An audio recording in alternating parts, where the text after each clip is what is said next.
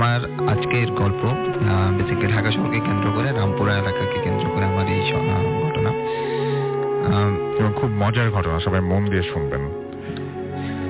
গত বছর 2016 জুলাই 1 তারিখ বেসিক্যালি ঘটনাটা ঘটেছিল জুলাই মানে ঈদের পরবর্তী দিন ঘটনাটা ঘটেছিল। আপনারা নিশ্চয়ই জানেন যে গত 2016 জুলাই মাসে আমাদের বাংলাদেশে এক ন্যাক্কারজনক ঘটনা ঘটেছিল এবং সে কারণে ঘটনাটার তারিখগুলো আমার এত ভালোভাবে মনে আছে। তো ঘটনাটা আমি শুরু করছি। আমাদের মেস চেঞ্জ করা হয়েছিল, অর্থাৎ আমরা এক বাসা থেকে শিফট করে আরেক বাসায় আমরা কলিগরা শিফট করেছিলাম। শিফট করা হয়েছিল বেসিক্যালি জুলাইয়ের 1 তারিখে। আমি কিছু ফ্যামিলির কারণে আমি আমার বাসা চলে যাওয়াতে আমি শিফটিং এর সময় ঢাকা থাকতে পারিনি, মানে মেস চেঞ্জের সময় বাসা থাকতে পারিনি। তো আমি কিছুদিন পরে ঈদ আপনারা জানেন যে জুলাই মাস প্রথম দিকে ঈদ ছিল, তো আমি ঈদের পরবর্তী দিনে আমি ঢাকায় চলে আসি আমার মেসের জিনিসপত্র সবকিছু ঠিক করে গোছগাছ করার জন্য। তো আমি আসার আগে আমার এখানে এক কলিগ ছিল শুধু, বাকি সবাই ঢাকায় চলে গিয়েছে, সবাই ঢাকার বাইরে ছিল। তো আমি ওই কলিগকে জানিয়েছিলাম যে আমি আসছি এবং আমি রাত্রে গাড়িতে উঠলে পরবর্তী দিন সকালবেলা আমি ঢাকায় থাকবো ইনশাল্লাহ, আপনি আমাকে সেখান থেকে রিসিভ করে নিয়ে নতুন বাসায় আমরা চলে যাব। তো আমি ওনাকে প্রথমে জানিয়েছিলাম যে আমি রাত্রে গাড়িতে উঠছি, কিন্তু কোনো কারণ বশত আমি সেদিন রাত্রে গাড়িতে উঠতে পারিনি। পরবর্তী সকালে আমি গাড়িতে উঠলাম এবং অ্যারাউন্ড 11:30-12টার মধ্যে আমি ঢাকা শহরে ছিলাম। তো আমি ওনাকে ঢাকা শহরে পৌঁছার পরে বেশ কয়েকবার, পৌঁছার আগেও এবং পৌঁছানোর পরে আমি বেশ অনেকবার ওনাকে ট্রাই করেছি, ওনার নাম্বারে ফোন দিয়েছি এবং কিন্তু আমি ওনাকে একবারও ফোনে পাইনি। তো আমি এসে ওনার জন্য অপেক্ষা করছিলাম যেখানে আমাকে অপেক্ষা করতে বলা হয়েছিল। এবং আমি আশা ছিলাম যে উনি আমাকে না পেয়ে থাকলে, সকালবেলা যদি উনি এসে আমাকে না পেয়ে থাকেন তাহলে উনি আমাকে অবশ্যই ফোন করবেন, ভাই আপনি কোথায় আছেন বা কিছু। কিন্তু আমি কোনো ধরনের ওনার কাছ থেকে রিপ্লাই পাইনি। আমি ওখানে অপেক্ষা কিছুক্ষণ থাকার পরে আমি আমার অন্যান্য কলিগদেরকে ফোন করা শুরু করলাম, ভাই বাসার অ্যাড্রেস বলে দেন, আমি কোথায় যাব, কিভাবে যাব, এক্সেট্রা এক্সেট্রা। তো ওনারা জানালেন ঠিক আছে ভাই, আপনি অমুক জায়গায় রামপুরা এই বাসায় এই বিল্ডিং এততলা আপনি যান, আপনি ওখানে আমাদের নতুন মেস হচ্ছে ওইটা। আমি সেই হিসাবে ওখানে পৌঁছালাম। আমি পৌঁছানোর পরে আমাদের মেস ছিল 5 তলায়।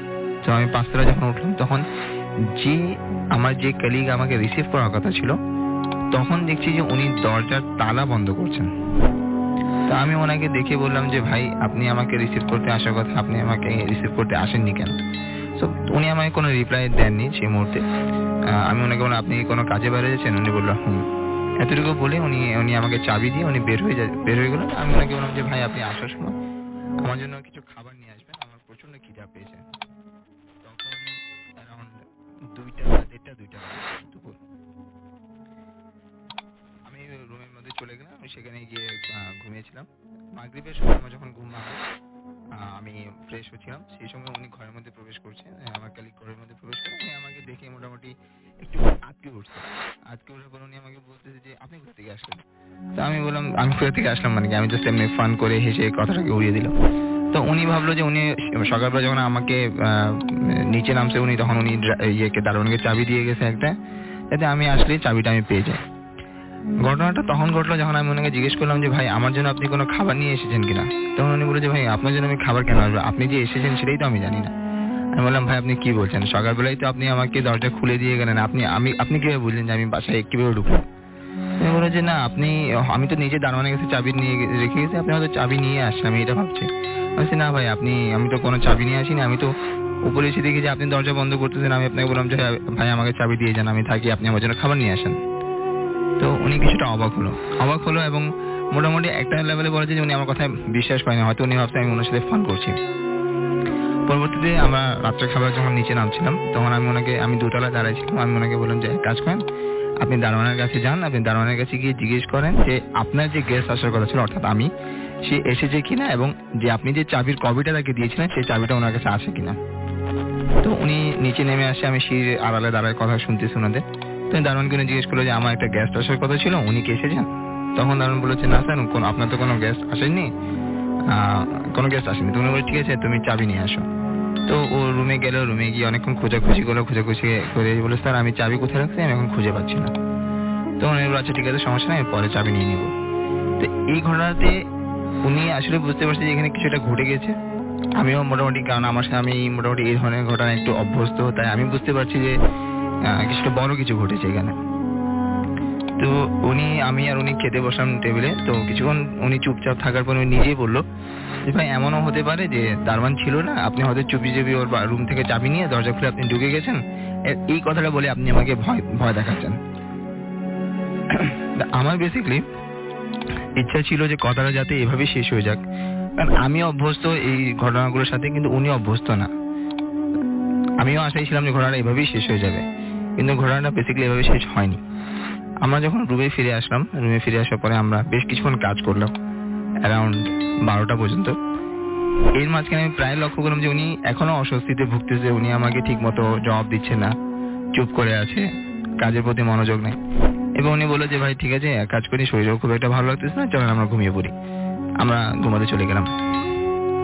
রাত 2টায় তখন আমরা প্রথম কুকুরের আওয়াজ শুনতে পাই।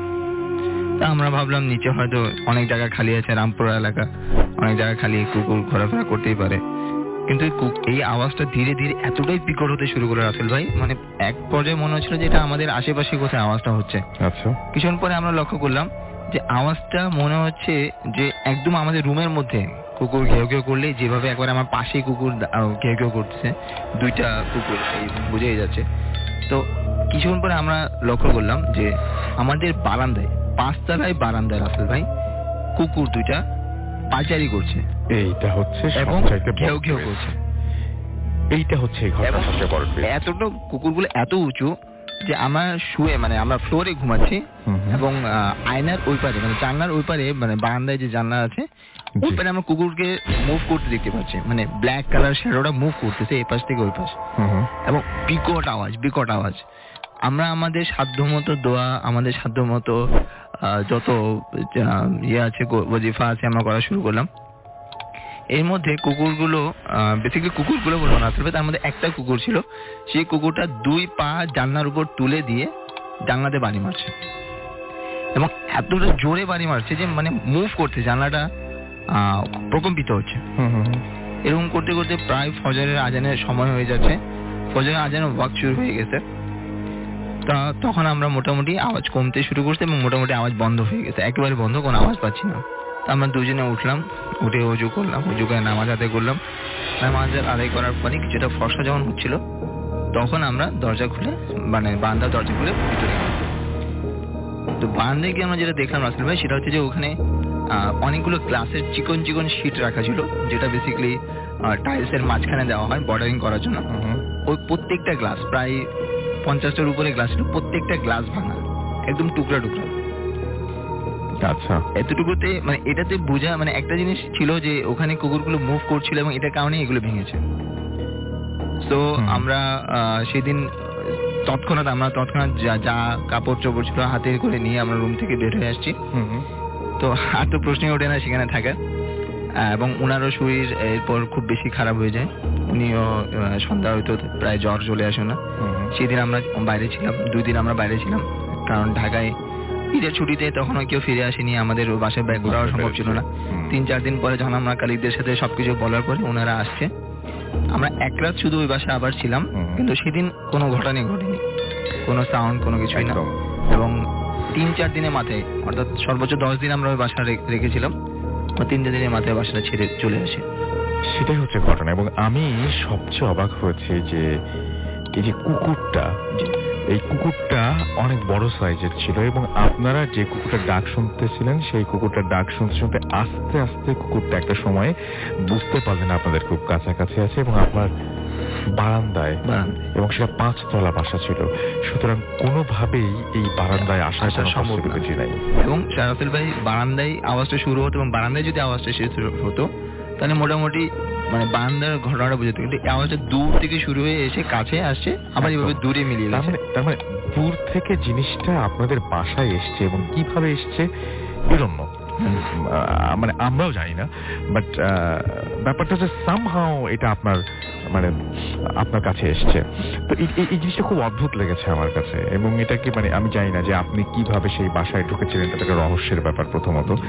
দ্বিতীয়ত যে ব্যাপারটা সেটা হচ্ছে যে আপনার মানে কেন আপনি ওই বাসায় এইভাবে ঢুকবেন এবং কেন রাতের বেলায় এই অদ্ভুত প্রাণীটাই বা কেন আসবে, এগুলোর সাথে রিলেশনও তো আপনি বের করতে পারেনি, একটার সাথে তো একটা কোনো কানেকশন নাই। হ্যাঁ, এটা একটার সাথে একটার কোনো কানেকশন নেই, বাট আমি আগেও যেভাবে বলেছিলাম যে এই জিন এবং অন্যান্য জিনিসের আসর কিছুটা মানে আমি ক্ষতিগ্রস্ত হয়েছি এগুলোর মাধ্যমে, আগেও বলেছি। এবং আপনি প্রচুর পড়াশোনা করেন সমস্ত জিনিস। জি অবশ্যই, আমি এগুলো নিয়ে খুব পড়াশোনা করি। এবং আপনি বলছেন যে এটাই। তো থ্যাংক ইউ ভেরি মাচ। আমরা আবারও আপনার কাছে আসবো ইনশাল্লাহ। তার অনেকেরই প্রবলেম থাকে যে রাতের বেলায় শুলে বোবা ভূত, কেউ বলেন যে, কেউ আবার অনেক বৈজ্ঞানিক ব্যাখ্যাও দেন নিয়ে, হ্যাঁ, সায়েন্টিফিক অনেক ইয়ে আছে, এক্সপ্লেনেশন আছে এটা।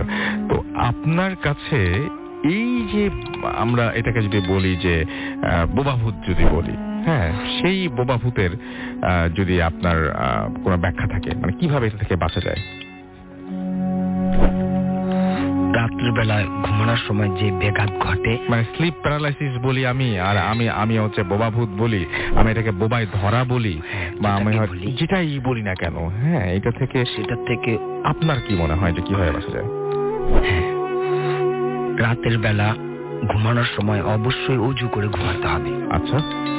এরপর ডান পাশ থেকে, বুকের ডান পাশ থেকে শাহাদাত আঙ্গুলের দ্বারা আলিফ লাম মিম লিখে যদি কেউ ঘুমায়, তাহলে তাকে কখনো বোবা জিন অথবা যে কোনো বদ জিন তাকে আসর করবে না, সে সমস্ত খারাপের থেকে বেঁচে যাবে।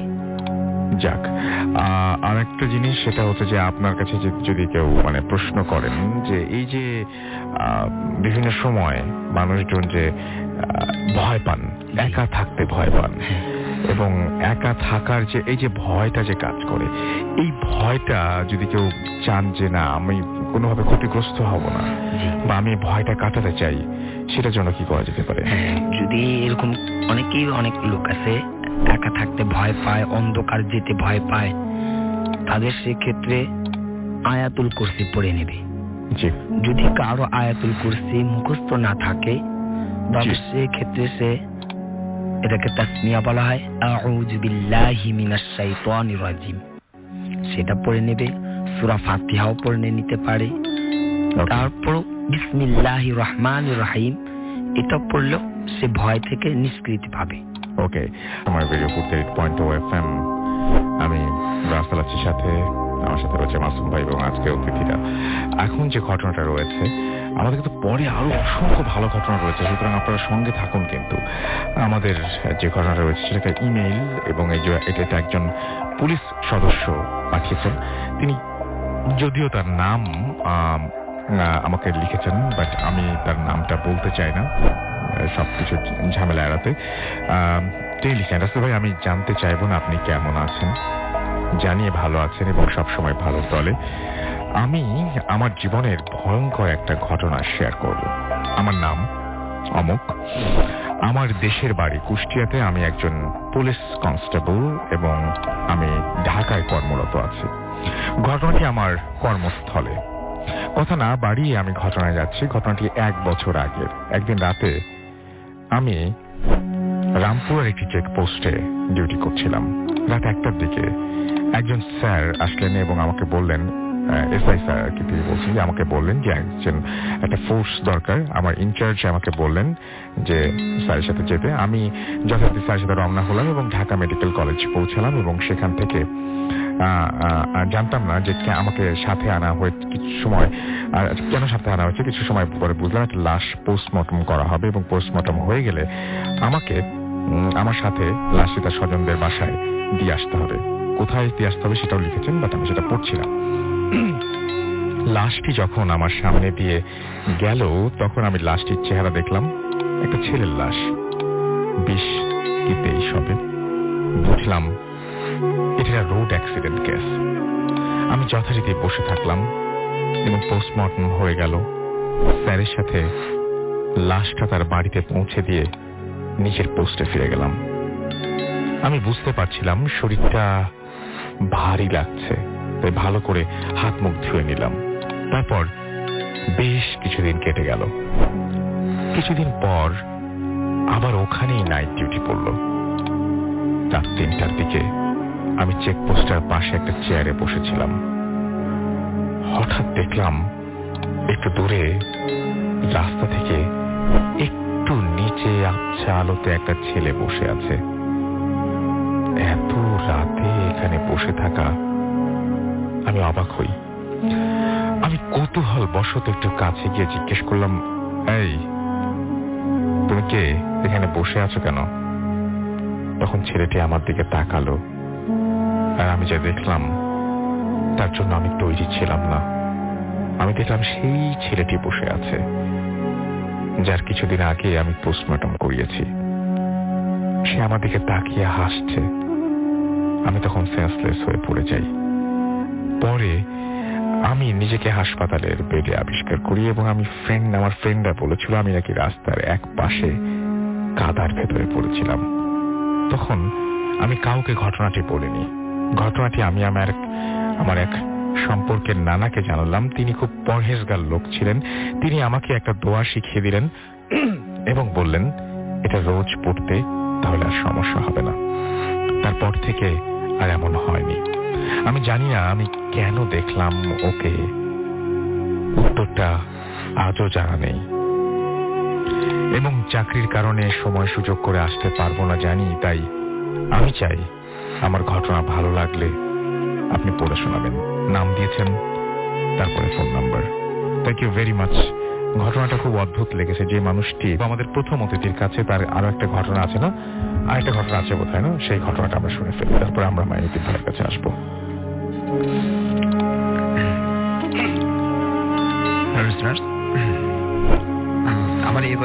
আমার এখন যে ঘটনাটা বলতে যাচ্ছি সেটা মহাসড়ক রিলেটেড। আমরা অফিসের কিছু কলিগ একটা বাসে করে, মিনি বাসে করে, 24 জনের একটা মিনি বাসে করে আমরা ভারতের দিকে যাচ্ছিলাম, বেনাপোল বর্ডার ক্রস করে কলকাতা যাওয়ার জন্য। তো আমরা এখানে রাত্রেবেলা একটু লেট নাইট আমরা রওনা দিয়েছিলাম, কারণ যেহেতু আমরা সকালবেলা ওখানে পৌঁছালে বর্ডার ক্রস করতে পারি, আমাদের বেশি সময় যাতে নষ্ট হয়। তো আমরা এখান থেকে রওনা দেওয়ার পরে আমরা অ্যারাউন্ড 3:30 পরে পদ্মা ক্রস করেছিলাম, ফেরি ক্রস করেছিলাম। ফেরি ক্রস করে কিছুক্ষণ পরেই, মানে জাস্ট 5 বা 10 মিনিটস আমরা হার্ডলি ড্রাইভ করেছিলাম। তারপর আমরা আমাদের বাসের পিছে থেকে একটা অ্যাম্বুলেন্স প্রচন্ড জোরে হর্ন দিয়ে যাচ্ছে। তো আমাদের যে সুপারভাইজার ছিল সে আমাদের ড্রাইভারকে বলছে যে ভাই আপনি গাড়িটাকে সাইড দিয়ে দেন, ও দেখেন না কত বারবার ইয়ে করছে, হর্ন দিচ্ছে। তো অ্যাজ ইউজুয়াল ড্রাইভার মানুষ, সে অ্যারোগেন্স, না আমি কেন তাকে সাইড দিব। তো আমাদের সুপারভাইজার একবার পিছে ঘুরে দেখলো যে এটা একটা অ্যাম্বুলেন্স। তো সে বলে যে ভাই অ্যাম্বুলেন্স সাইড দিয়ে দেন, রোগী মানুষও থাকতে পারে।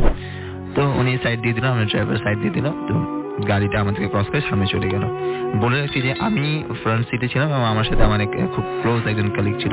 আমরা দুজনেই জেগেছিলাম, গল্প করছিলাম। আমরা দেখছিলাম যে আমাদের সামনে অ্যাম্বুলেন্স চলে এসেছে এবং পাশের আলোতে আমরা স্পষ্ট অ্যাম্বুলেন্সকে দেখতে পাচ্ছি। অ্যাম্বুলেন্সের গায়ে লেখা অ্যাম্বুলেন্স, লাশবাহী গাড়ি, দুটোটাই আমরা খুব সুন্দর করে লক্ষ্য করছি, নাম্বার দেওয়া সবকিছু।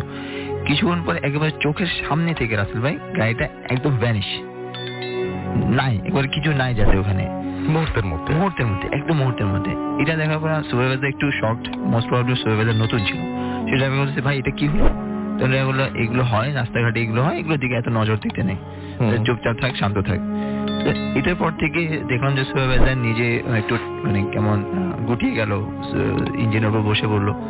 কিছুক্ষণ যাওয়ার পরে আমরা দেখলাম যে ওই অ্যাম্বুলেন্সে রাসেল ভাই রাস্তার এক পাশে উল্টে পড়ে আছে এবং একজন ওয়ার্ড বয় সে হাত দিয়ে আমাদের বাসকে থামানোর চেষ্টা করতেছে যে আমাদের অ্যাক্সিডেন্ট হয়েছে, আমাদের হেল্পের দরকার। তো আমাদের ড্রাইভার কি করলো, খুব দ্রুত ক্রস করে চলে গেছে ওই অ্যাম্বুলেন্সকে। তো এটা দেখে সুপারভাইজার আবার একটু রেগে গেল। সুপারভাইজার রেগে বললো, আরে আপনি দেখছেন ভাই অ্যাম্বুলেন্স অ্যাক্সিডেন্ট হয়েছে, আপনি গাড়ি থামাবেন, এটা কোনো কথা হলো? মানবতা বলে কিছু আছে? তো ড্রাইভার বারবার ওনাকে এটা বোঝাচ্ছে যে ভাই এগুলো নিয়ে তুই মাথা ঘামাইস না, তুই তো দেখছিস কি হয়েছে, কিন্তু তারপর ওর এটা মাথায় ঢুকতেছে না।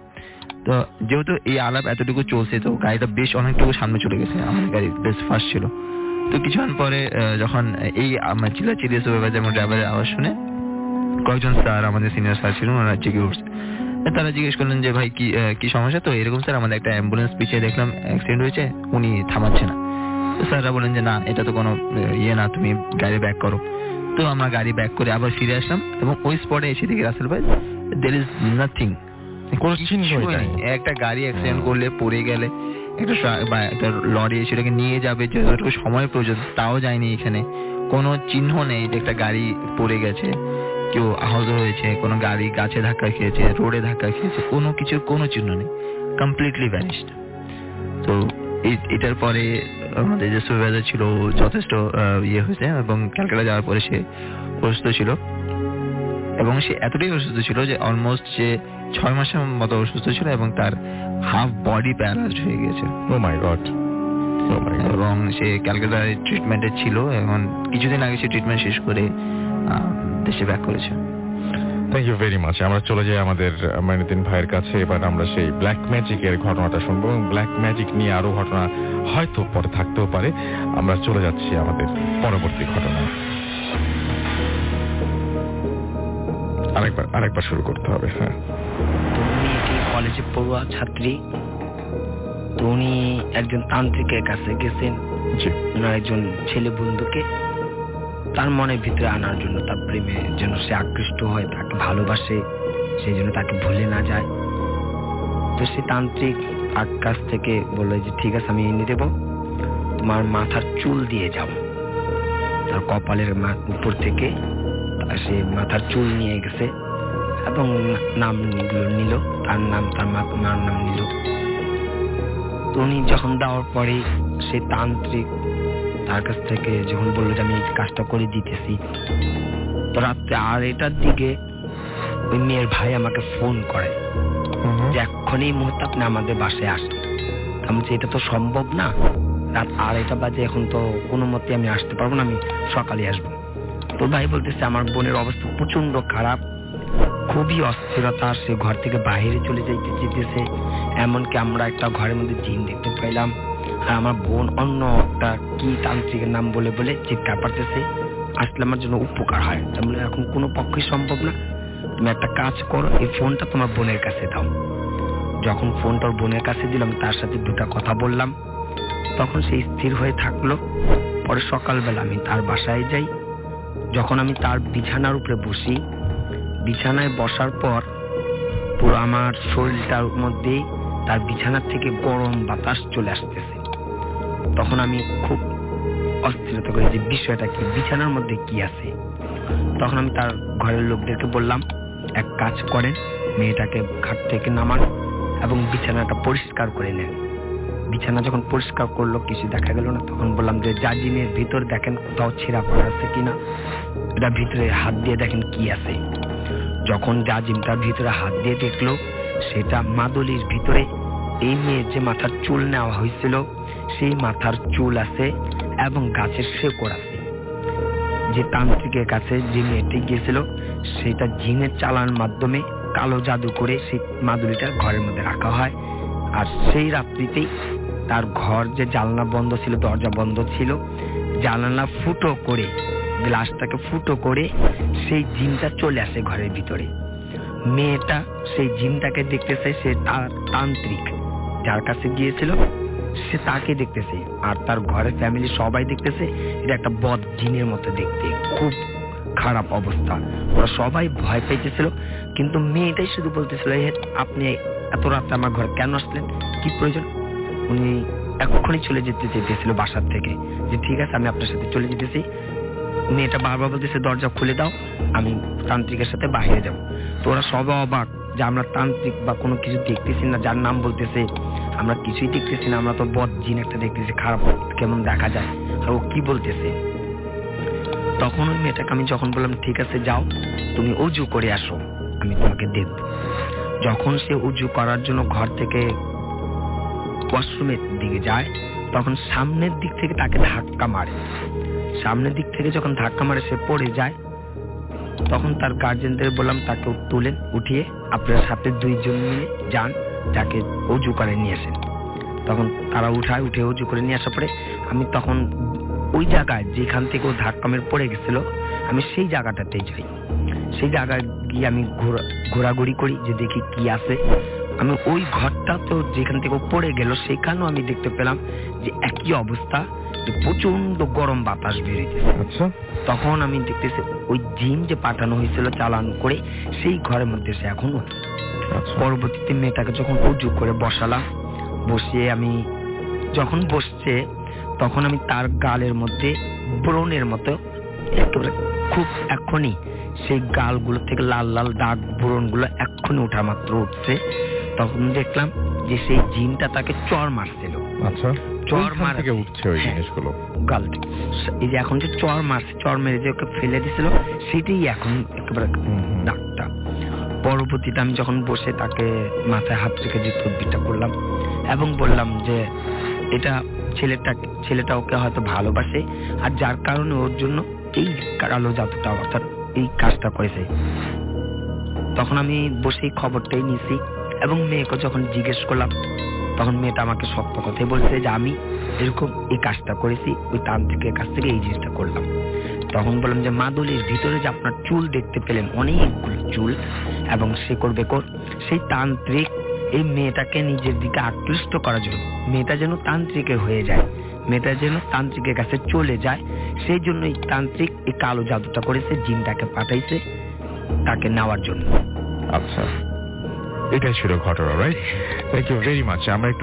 আমরা এবার একটা ছোট্ট ঘটনা যাব, ছোট্ট না বেশ বড় ঘটনাতেই যাব আমরা, এবং সেই ঘটনাটা আরো একটা ইমেল, এবং সেই ইমেলটা আমি এখন এই মুহূর্তে পড়ছি আপনাদের জন্য। ঠিক যেভাবে লিখেছেন সেভাবেই পড়ছি যে রাসেল ভাই, আশা করি ভালো আছেন। অনিবার্য কারণে আমার নাম প্রকাশ করবেন না। এবং তারপরে তিনি তার নাম লিখেছেন, তারপরে লিখছেন, আমি পুরান ঢাকার শাঁখারি বাজার থেকে লিখছি। আমি ভূত এফএমের একজন অন্ধ ভক্ত। আজকে আমি আপনাদের সাথে আমার জীবনে ঘটে যাওয়া একটা সত্য ঘটনা শেয়ার করতে চাচ্ছি, যেটা আজও আমার জীবনে বর্তমান। কাজের চাপের কারণে স্টুডিওতে এসে ঘটনা শেয়ার করতে পারলাম না, তার জন্য আমি দুঃখিত। যদিও জানি না আমার ঘটনাটা কতটুকু আপনাদের কাছে বিশ্বাসযোগ্য মনে হবে, তবু আমি বলছি।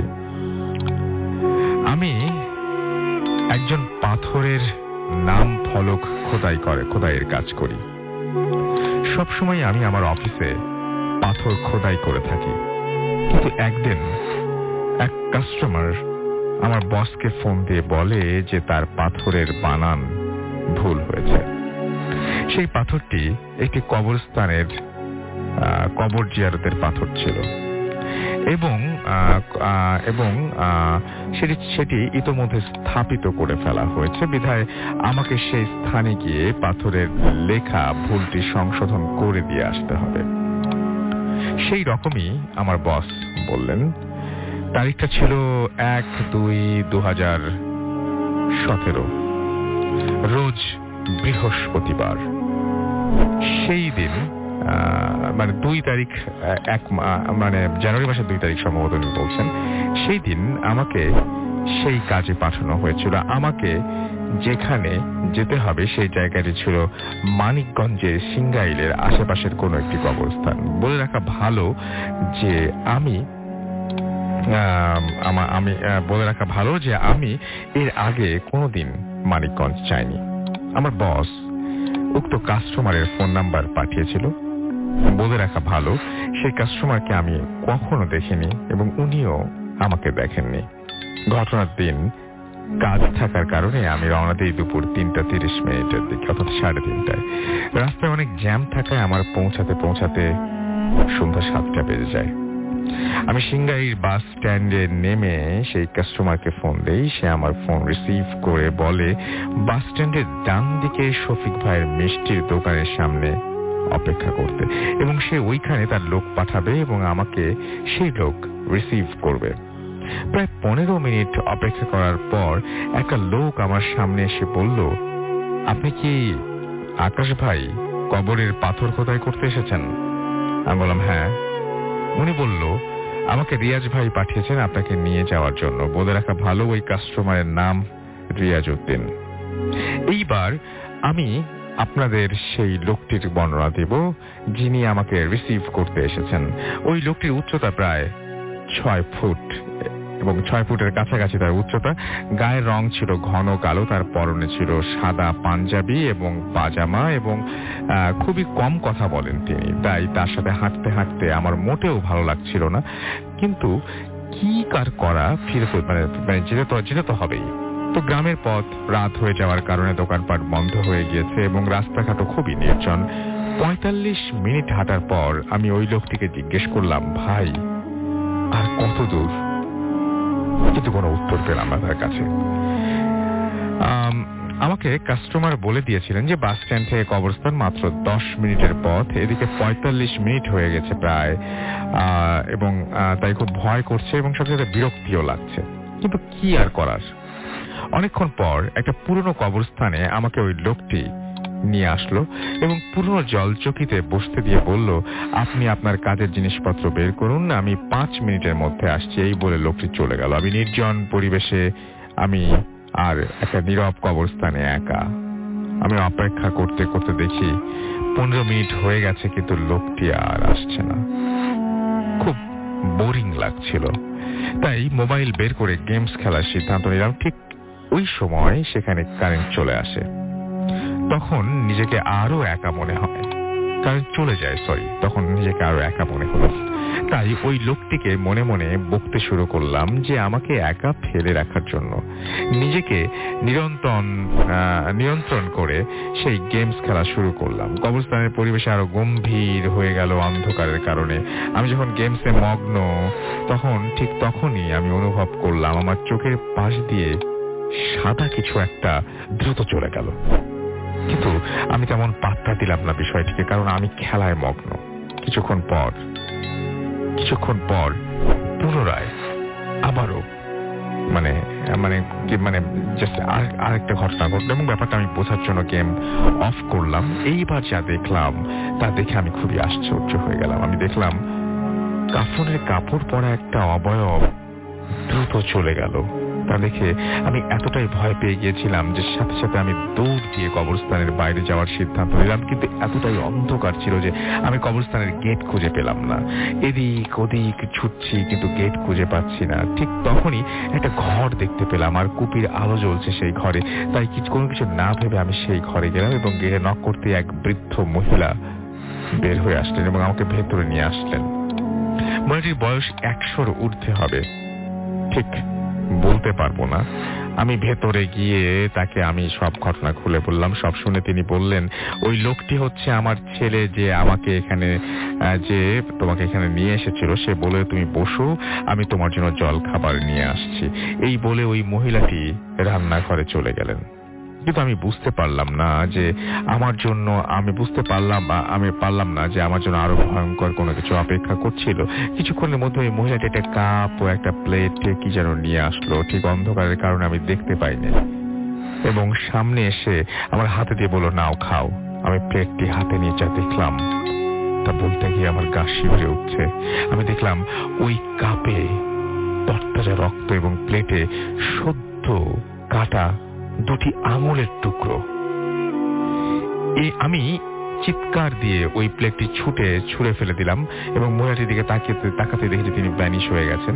আমি মহিলাটিকে আর দেখতে পাচ্ছি না। আমি দৌড়ে ওই ঘর থেকে বের হয়ে গেলাম, কিন্তু বাইরে থেকে কি জানি এক দরজা বন্ধ করে দিল। আমি কোনো দিশা না পেয়ে ভেতর থেকে দৌড় দিলাম, এই ভেবে যে দরজা আছে কিনা বের হওয়ার জন্য। কিন্তু আমি পৌঁছে গেলাম রান্নাঘরের দিকে, আর সেখানে গিয়ে দেখি যে ওই বৃদ্ধ মহিলাটি একটা ফাঁসির দড়িতে ঝুলছে এবং তাকে খুব বিচ্ছির, আর মুখটা খুব অন্যরকম লাগছে, এবং তার হাতের 2টা আঙুল কাটা এবং সেই ক্ষত স্থান থেকে রক্ত ঝরছে।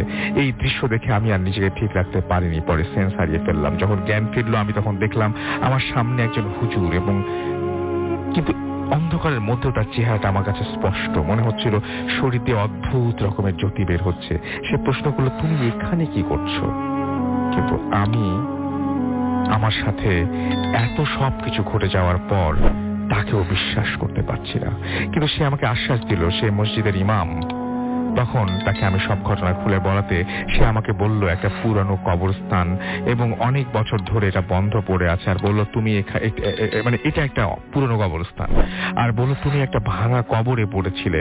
আমি তাকিয়ে দেখি হ্যাঁ ঠিকই বলেছেন উনি, এবং সে বলল যে আমি তোমাকে নিয়ে যাব সেই কাস্টমারের কাছে। এই বলে আমি আগে যাচ্ছি, উনি পিছন পিছন আসছেন। হঠাৎ পিছনে তাকিয়ে দেখে উনি নেই। তখন আমি আর কিছু না ভাবতে পেরে নিজের ফোনটা বের করলাম, আর ঘড়িতে দেখি তখন রাত 11:30 বাজে এবং মোবাইলের নেটওয়ার্ক চলে গেছে। তাই আর দেরি না করে কাস্টমারকে ফোন দিলাম। তাই আচ্ছা চলে এসেছে, তাই আর দেরি না করে কাস্টমারকে ফোন দিলাম, আর উনি আমাকে এক ধমক দিয়ে বললেন আপনি কোথায় ছিলেন এতক্ষণ। আমি তাকে বললাম আমি পুরো ঘটনা পরে বলছি, আগে আপনি আমাকে পুরনো কবরস্থান থেকে নিয়ে যান। তারপর তিনি এসে বলেন কি হয়েছে, আমি 5 ঘন্টা ধরে আপনাকে ফোন দিচ্ছি, আপনার ফোন বন্ধ কেন, আর আপনার পুরো শরীরে কাদা লেগে আছে কেন। তখন আমি তাকে পুরো ঘটনা খুলে বলতে চাইলাম। সে বলল আগে বাসায় চলেন, জায়গাটা ভালো না। পরে বাসায় যাওয়ার পর তিনি আমাকে পুরো ঘটনা খুলে বললাম তাকে, এবং আমার ঘটনা শুনে তিনি বললেন যে আমাকে যে কবরস্থানের কাজে আনা হয়েছিল সেটা এটা না, এবং তিনি বললেন যে আমাকে ভুল জায়গায় নিয়ে আসা হয়েছে, কিন্তু আমি সেই লোকটিকে যে লোকটি নিয়ে এসেছে সেই লোকটিকে তিনি পাঠাননি। যাই হোক, আল্লাহর অশেষ মেহেরবানিতে আমি বেঁচে গেছি। এবং তারপরে উনি যা বললেন তা শুনে আমি অবাক। উনি বললেন যে আপনাকে যে ইমাম সাহেব ঘটনাস্থল থেকে বাঁচিয়েছেন তিনি হচ্ছেন আমাদের নতুন কবরস্থানের ইমাম, আর গত 3 দিন আগে উনি মারা গিয়েছেন। যাই হোক, আজকে অনেক রাত হয়ে গিয়েছে। আজকের দিনটা আপনি আমার বাসায় বিশ্রাম নেন, কাল সকালে কাজ করে আপনি বাসায় চলে যাবেন। আমি তার কথা মতো কাজ করলাম, কিন্তু এই একটা ঘটনা আমার প্রাত্যহিক জীবনের অংশ হয়ে অনেকাংশে জড়িয়ে গেছে। একটা ভয়ঙ্কর স্বপ্ন আমাকে এখনো তাড়া করছে। সেই স্বপ্নটি হচ্ছে ওই বৃদ্ধ মহিলাটি আমাকে স্বপ্নে সে প্রায় বলে আমার 2টা আঙুল যেটা ছুঁড়ে ফেলে দিয়েছিলাম, এবং আমি জানি না যে এই অভিশাপ থেকে কবে মুক্তি পাবো। তবুও আপনাদের সবার আশীর্বাদ প্রার্থনা করছি। এই ছিল আমার ঘটনা। ভালো লাগলে পড়ে শোনাবেন। আরেকটি ভয়ঙ্কর ঘটনা যেটা আমার বন্ধুর সাথে হয়েছে, সময় পেলে আরেকদিন জানাবো। নমস্কার। এই ছিল ঘটনা। পরবর্তী অতিথির কাছে আপনার নামটা প্লিজ একটু বলবেন, তারপরে আপনার ঘটনায় যাবো আমরা। এক সেকেন্ড। জি শ্রোতা বন্ধুরা, আমি সঞ্জয় বলছি। আমি এসেছি যাত্রাবাড়ি থেকে, এবং আমি বিশেষ একটি প্রতিষ্ঠানে, আমি একটি সরকারি চাকরি করি, এবং আমি একটি বাংলাদেশের বিশেষ পরিচিত প্রতিষ্ঠানে চাকরি করছি। তো আমি সঙ্গত কারণে প্রতিষ্ঠানের নামটি বলতে চাচ্ছি না, তবে আমি আমার আরো একটি বিশেষ পরিচয় হচ্ছে যে নতুন বাজারে ভাটারাতে একটা সঙ্গীত শিক্ষা দিয়ে সঙ্গীতায়ন নামে আমরা ঘটনায় যাব। প্লিজ ঘটনায় যাব আমরা। প্রথমত আমি যে ঘটনাটা বলতে চাচ্ছি, অনেক দিন আগে, আজ থেকে প্রায় 70-80 বছর আগের কথা। তো তখন আমি 97-98 দিকে গ্রামের বাড়ি যাই আমার দাদুর কাছে। 2টো গল্প শোনা, এর মধ্যে আমি প্রথম গল্পটা শেয়ার করছি।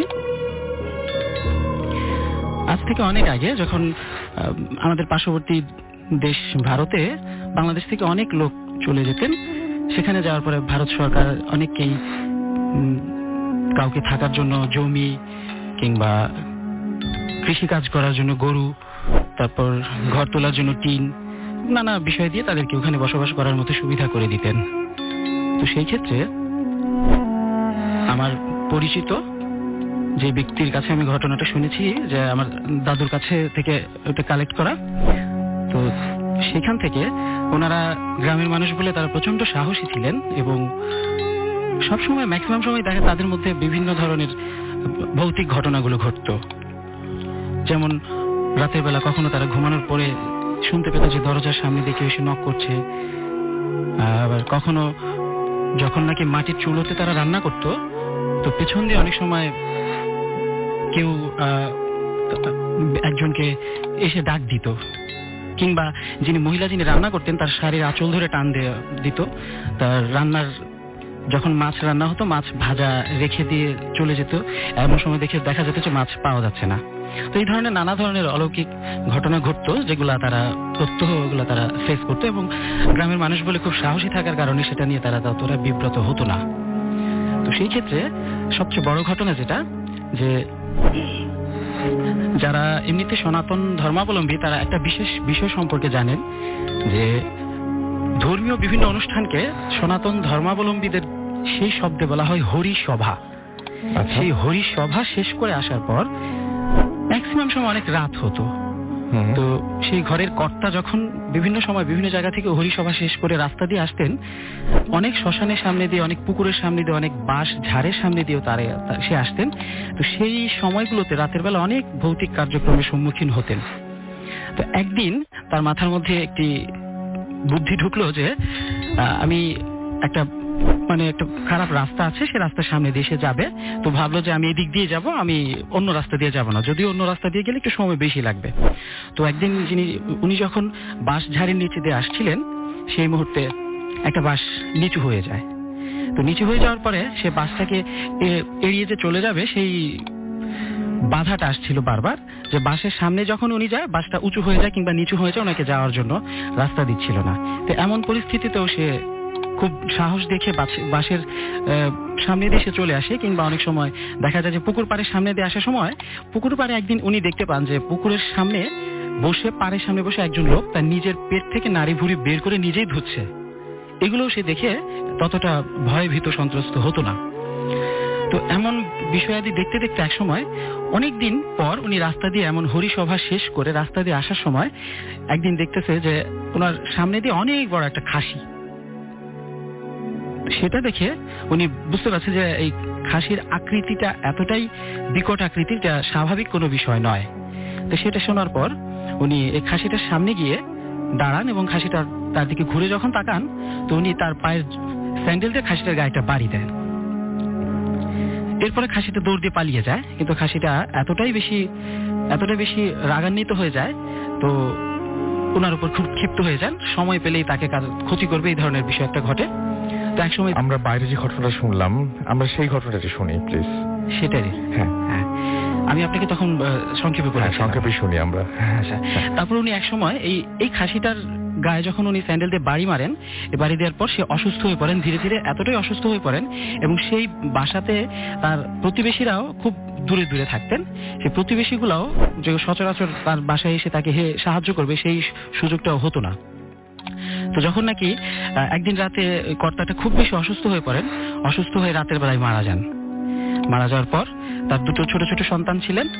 মারা যাওয়ার পর রাতের বেলায় ওনার ওয়াইফ কান্নাকাটি করতেছে। তো কান্নাকাটি করার সাথে সাথেই এক সময় যে ওয়াইফটা জানালা দিয়ে দেখতে পারে যে জানালার পাশ দিয়ে অনেকগুলো এক পায়ে হেঁটে আসছে, এক পায়ে এবং তার এক হাতে বেশ কয়েকটা অশরীরী শরীর, আত্মার বিষয়টা হেঁটে আসছে। তো তাদের ঘরের ভেতর দিয়ে ঢুকবে, এই ধরনের উপক্রম দেখে ওয়াইফটা তার দুটো সন্তানকে নিয়ে গোয়াল ঘরে ঢুকে যায়। যে গরুর রাখা যে গোয়াল ঘরে ঢুকে যায়, সেখানে গিয়ে তার দুটো সন্তানকে বুকে জড়িয়ে ধরে সে তার নিজের ভয় কাটানোর জন্য অপেক্ষা করছিল। এমন সময় ঘরের ভিতরে ঢুকে সেই অশরীরী বিষয়গুলা তার সেই লাশটাকে ধরে টেনে হিঁচড়ে খেয়ে ফেলে। এবং দুর্ভাগ্যবশত সেটা লাশটা খেয়ে ফেলার পরেও তার ওয়াইফটা তার কাছে আসতে পারেনি। এই বিষয়টা দেখে সে প্রচন্ড কান্নাকাটি করে, এবং যখন সেই ভৌতিক আত্মাগুলো ঘর থেকে বেরিয়ে যাচ্ছিল, তখন গোয়াল ঘরের দিকে তাকিয়ে তার দিকে তাকানো হয়, কিন্তু তাকে আর তেমন এফেক্ট করেনি। কিন্তু পরদিন মহিলাটা কান্নাকাটি করে সেই লাশটাকে আর প্রতিবেশীকে জানাতেও পারেনি। কান্নাকাটি করে মহিলাটা বাংলাদেশে চলে আসে, কিন্তু পরবর্তীতে জানা যায় যে ওই অশরীরী আত্মাগুলো নাকি ছিল সেই ভারতের পাশ দিয়ে রেল লাইন দিয়ে যাওয়া, বিভিন্ন সুইসাইড করা বা এমনিতে অ্যাক্সিডেন্টলি মৃত্যুবরণ করা মানুষের আত্মার অশরীরী বৈশিষ্ট্যের ভৌতিক বিষয়গুলো। এই ছিল আমার ঘটনা প্রথমটা। আচ্ছা, আমরা একটা অডিও ক্লিপে যাই, এবং আমরা অডিও ক্লিপে যাই আমরা দেখতে পাচ্ছি যে আমাদের এখানে একটা ঘটনা রয়েছে, এবং ঘটনাটি তিনি বলছেন যে পড়ে শোনাবেন। তো আমি পড়ে শোনাচ্ছি, এবং কোনো একটা কারণে তার নাম কোনো কিছু আমি বলছি না। লিখছেন, আসসালামু আলাইকুম রাসেল ভাই, আমি দেলোয়ার হোসেন, এবং তিনি বলছেন যে আমি ময়মনসিংহ এর ত্রিশাল থেকে বলছি, এবং তিনি ত্রিশাল একটা গ্রামে থাকেন, এবং তিনি যেখানে চাকরি করেন সেটা আমি কোনো একটা কারণে, সঙ্গত কারণে আমি তার সেই জায়গাটার নাম বলতে পারবো না। তো উনি বলছেন যে তিনি যেখানে কর্মরত আছেন সেটা আমি বলতে পারবো না এখন কোথায় কর্মরত আছেন, এবং তিনি বলছেন যে আসলে ভাই কথা না বাড়িয়ে ঘটনায় চলে যাচ্ছি। ঘটনা যাবার আগে লিসনারদেরকে বলছি যে আপনারা একটু মনোযোগ সহকারে শুনবেন, কারণ আমার প্রতিটি কথায় এই মানে অনেক কিছু আছে যেগুলো নর্মাল না, যেগুলো বেশ নর্মাল ব্যাপার। তো ঘটনাটি ঘটেছে 2010 সালের মে অথবা জুন মাসে। আমার মানে এক্স্যাক্টলি মনে নাই। আমি তখন পতেঙ্গাতে পোস্টেড ছিলাম। একটু বলে রাখি যে আমার একটা খারাপ অভ্যেস হলো রাত জেগে মুভি দেখা, তখনও দেখতাম। সেদিন মানে ঘটনার আগের দিন রাতে যথারীতি মুভি দেখছিলাম এবং মুভি দেখা শেষ করলাম 2:30টার দিকে। দেখি মোবাইলে চার্জ নেই। তো ফোনটা চার্জে দিয়ে সিগারেট শেষ করে ব্রাশ করে ফ্রেশ হয়ে ঘুমাতে গেলাম, কিন্তু কেন জানি ঘুম আসছিল না। অনেকক্ষণ পরে কখন ঘুমিয়েছি বুঝতে পারিনি। ঘুম যখন ভাঙলো দেখি 7:45 বাজে। তাড়াতাড়ি ফ্রেশ হয়ে অফিসে গেলাম। অফিসে সকাল 8টায় শুরু হয় এবং অফিসে যেতে একটু দেরি হলো। যাই হোক, অফিসে গিয়ে আমি আমার পিয়নকে ব্রেকফাস্ট আনতে পাঠালাম এবং ব্রেকফাস্ট সেরে হাতে কিছু কাজ সারলাম। তারপর বাড়িতে একটু কথা বললাম এবং মোবাইল হাতে নিয়ে দেখলাম চার্জ নেই। মানে বাড়িতে কথা বলি এই সময়টায়, তখন দেখছি মোবাইলে চার্জ নেই, মোবাইল বন্ধ। ভাবলাম হয়তো কোনো কারণে চার্জ নেই। পরে শুনি যে বিদ্যুৎ ছিল না, যা অ্যাবনর্মাল, কারণ উনি যে এলাকায় থাকেন সেই এলাকাটিতে সাধারণত লোডশেডিং হয় না। এটা কোন এলাকায় থাকেন সেটা বললে বুঝতে পারতেন, তো বললাম না। আর এখানে যদি হয় তাহলে মানে 1-2 দিন আগে সেটা জানিয়ে দেওয়া হয়, তো যে অমুক সময় থাকবে না। ভাবলাম হতেই পারে, এরকম একটা অঘটন ঘটতেই পারে। তো কিছুক্ষণ পর পিয়ন এসে আমাকে বলল যে স্যার আপনাকে ডেকেছে। তো আমি বললাম যে আমি আসছি। কিছুক্ষণ পর স্যারের রুমে ঢুকলাম। ঢোকার পরে এতই অবাক হয়েছি, স্যার আমাকে লিফট কার্ড দিয়ে বলল যান বাড়িতে ঘুরে আসুন। অবাক হওয়ার কারণ হচ্ছে যে উনি ছুটি ছাড়া সকল সমস্যার কথা শুনেন। 2 মাস ছুটি চাওয়ার পর আমাকে একবার 3 দিন ছুটি দিয়েছিলেন। আর উনি আজ আমাকে ডেকে নিয়ে ছুটি দিলেন, তা আবার 7 দিন। খুশিতে মনটা ভরে গেল। তাড়াতাড়ি করে অফিস থেকে বেরিয়ে গেলাম এবং তখন আনুমানিক 11:15 বাজে রুম থেকে বের হব। তখনই মুষলধারায় বৃষ্টি শুরু হলো। বৃষ্টি থামলো 1.25 ঘন্টা পর। থামার সাথে সাথে রুম থেকে বের হলাম, তখনও ঝিরিঝিরি বৃষ্টি হচ্ছিল। তাড়াতাড়ি আমি গেলাম এবং একটা রুমে, এবং সেখান থেকে আমি সেদিন আমি কোনো রিক্সা বা অটো খুঁজছিলাম ওই সময়, বাট কোনো কিছু পাচ্ছিলাম না। এবং আমি তাই অটো পাচ্ছিলাম না, তাই রিক্সা নিয়ে গেলাম একটা জায়গায় এবং রিক্সা ভাড়া হলো 15 টাকা। আমার কাছে ছিল 30 টাকা। রাগ হলেও 30 টাকাই দিলাম।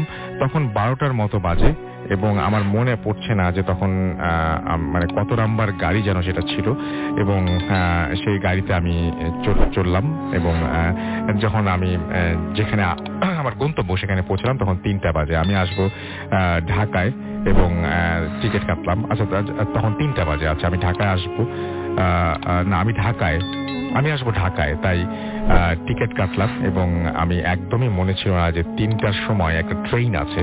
ওই সময় 3টা ট্রেন ছিল, এখন আছে কিনা জানি না। যাই হোক, বাসের টিকিটের মূল্য ছিল 350 টাকা এবং আমি 500 টাকার একটা নোট দিলাম।